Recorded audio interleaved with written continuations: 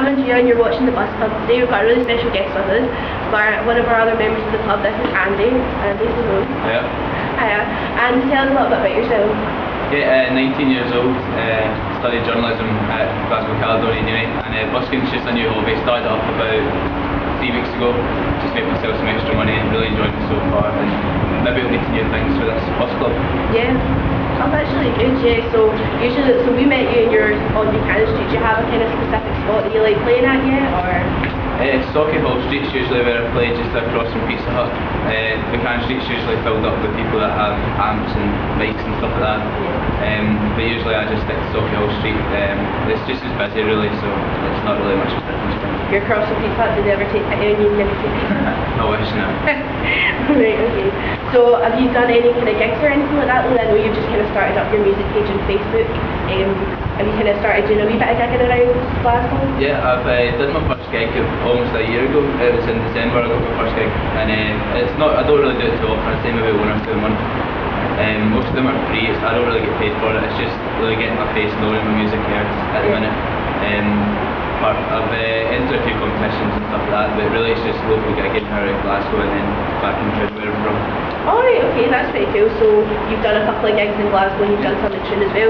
Do you think that there's like a difference between the type of crowd you get like in Glasgow and the type of crowd you get in Tune? Is it a different kind of experience, or? The crowd that I get in Tune's bigger because more people know me, because it's a smaller town and it's more local. In Glasgow really it's just it's a place called the Roxy 171 and it's really it's about 4 people that play on the one night, so the crowd is just good, but not many people know who I am and stuff like that, so it's really making sure that people can hear my music. So it's a bit more like a kind of community thing, yeah. Oh, that's quite cool. So I played it live at Tune just in the summer there, so it's pretty good. Oh, the kind of mini festival? Yeah, because I had about 50 people at my gig there, so that was really good. Oh, it's all about like just kind of like building a fan base and stuff like that. Okay, so down to the actual thing, like how do you think you could describe your sound? Have you got like any artists you're listening to just now that you think like I really want to like be a bit more like them, or? Well, John Mayer's my idol in terms of music, like it's the pinnacle. If I could reach any standard, it'd be his really. But I listen to a lot of Ben Howard, Goo Goo Dolls, The Script, that sort of genre. So it's kind of like acoustic rock singer-songwriter. Rock singer-songwriter, oh, that's pretty cool, yeah.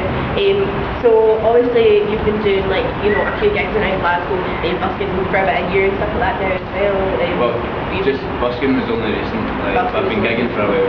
Yeah, gigging for a while. Like do you think there's one that you prefer? Do you think you prefer doing the gig experience, or do you think you prefer busking? Obviously in a day like this you probably prefer the gig because you're inside, but do you think busking is still something that you actually quite enjoy doing, like more interesting? Yeah, it's good. I think the great thing about busking is even if people don't give you money or whatever, it's good if someone like stands for a wee bit across the road and watches you for a wee bit, or comes up and approaches you and like compliments you or whatever. Or sometimes you get like drunk people just watching a dance and stuff like that, but when someone comes over and compliments you when you're busking, it gives you like just as nice a reward as it would when you finish your gig and someone comes up and says that you played well or whatever. Have you ever had any kind of funny stories, like anybody coming up to you? I heard something about drunk people dancing. Has that happened a couple of times? Yeah, recently on Sunday there that happened as well.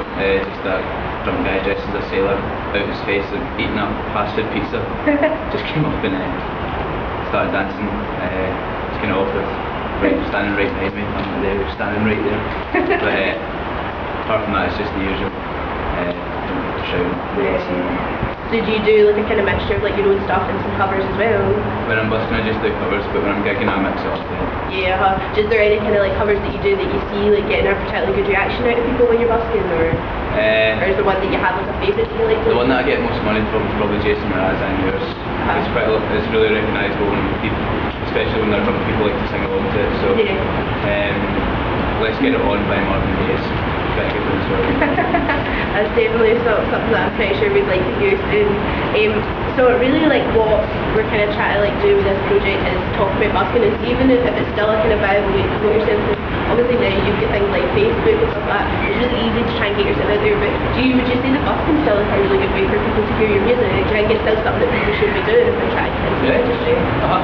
Like, what I've started doing is I've got a wee sign right at the bottom of my guitar bag, like just saying my name from Andy Lewis, so that if people can remember that or they can search it into YouTube or whatever, because I've got stuff on YouTube as well, then it will help get my name out there. But obviously you never know who's going to be walking the street, so if someone like a talent scout or a musical manager could be walking past you and they might just like it's pretty good or whatever. Or someone from the bus club.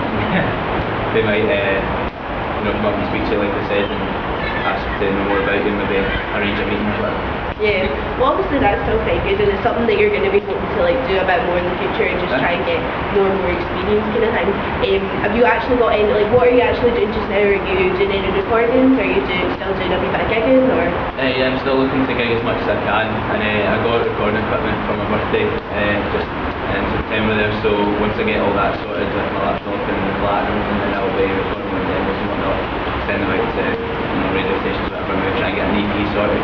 But just got to take things slow and make sure I get it all sorted. I don't want to send any recordings away hastily and make sure they're all good and stuff like that. Yeah, well obviously that's something that like everybody who's watching this, you guys can all look out for. Remember, if you want to check out any Andy's music, you can go onto Facebook. If you type into the Facebook search bar Andy Bargh, it's Bargh, yeah, music, and you should find his page. You can check it out. He's got quite a few covers up on YouTube as well. You can check it out, and hopefully we're going to get another song out of you today. Thanks very much for coming to see us today. I know it's pretty crap weather as per usual in Scotland, but we prevailed. So thanks very much for coming along with us. Okay, and we'll see you shortly.